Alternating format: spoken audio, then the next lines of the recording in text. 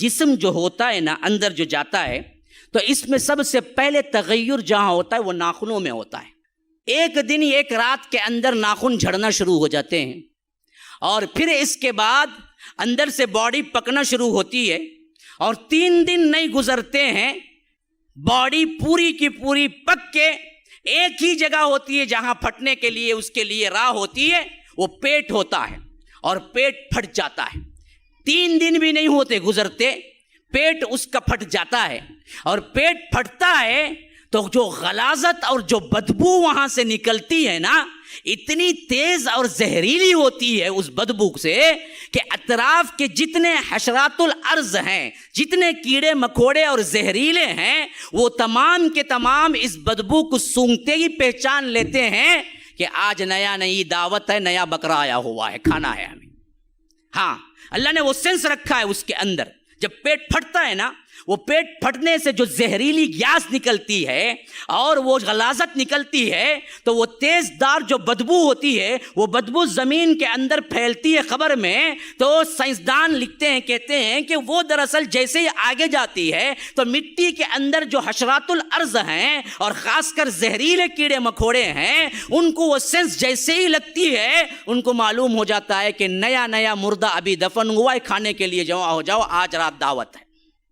تو وہ پورے کے پورے جمع ہو جاتے ہیں۔ پھر اس کے بعد وہ ایسے کھاتے ہیں انسان کے جسم کو، ہڈیاں باقی رہ جاتی ہیں اور یہ ہڈیاں بھی پھر چند دن کے بعد چٹکنے لگتی ہیں، الگ الگ جوڑ الگ ہونے لگتے ہیں، ایک ہڈی ایک جوڑ الگ کر دیتی ہے اور کچھ عرصہ نہیں گزرتا اس کا کوئی نام و نشان نہیں رہتا ہے۔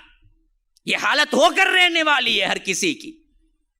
تمہارے جسم کو تم نے آرائش و زیبائش کے لیے اللہ سے ناراضگی اختیار کر لی، حرام کاری اختیار کر لی۔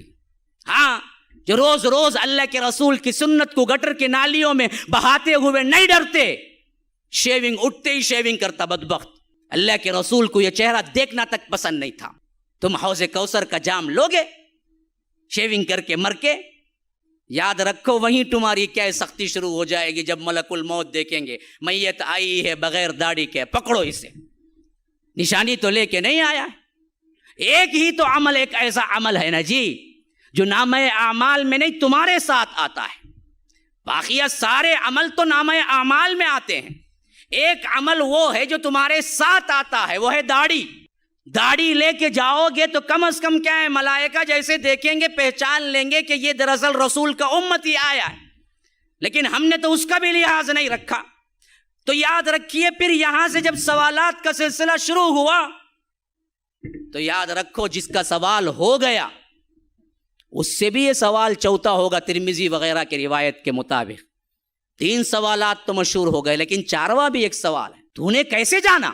جو بندہ جواب دیا ہے وہ کہے گا قرأت کتاب اللہ وآمنت وصدقت بہ، میں نے اللہ کی کتاب پڑھی، اس پر ایمان لایا، اس پر تصدیق کی۔ اور جو بندہ کبھی قرآن پڑھا ہی نہیں، باپ دادا کے دین پہ تھا، یاد رکھو وہاں جھوٹ بول سکے گا۔ اللہ کی قسم کھا کے پوچھتا ہوں، بیٹھنے والے جو ہیں کبھی جنہوں نے قرآن کو چھوا تک نہیں، جب فرشتے جواب کے لیے پوچھیں گے اگر تم جواب دے بھی چکو، کیسے تجھے معلوم ہوا؟ کیا جواب ہے تمہارے پاس؟ جنہوں نے کبھی قرآن کھول کے پڑھائی نہیں، کبھی تم نے دین سکھائی نہیں، عقیدہ سکھائی نہیں، کیا جواب دو گے؟ ملائکہ کے پاس جھوٹ بولو گے کہ قرأت کتاب اللہ، میں اللہ کی کتاب پڑھا؟ وہاں تو رو گے، گڑ گڑاؤ گے، ہاں کہو گے کہ اقول الناس ما یقول، میں تو وہی کہتا ہوں جو لوگ کہتے رہے، یا مجھے معلوم نہیں تھا، میں نے جو پڑھا جو سیکھا بس باپ داداؤں کا دین تھا۔ تو اللہ تبارک و تعالی اپنے حبیب کے ذریعے بتا رہا ہے کہ دیکھو پھر اس کے ساتھ کیا سلوک ہوگا۔ فرشتے لوہ کی ہتھوڑی اٹھائیں گے، حدیث میں آتا ہے کہ کہیں گے لا دریت ولا تلیت، اے بدبخت تو نے تلاوت بھی نہیں کی، تم نے جانا بھی نہیں۔ پھر اس کے بعد اسے زور سے ماریں گا اور ایسی چیخ چیخے گا جن و انس کے علاوہ تمام مخلوق سنتی ہے۔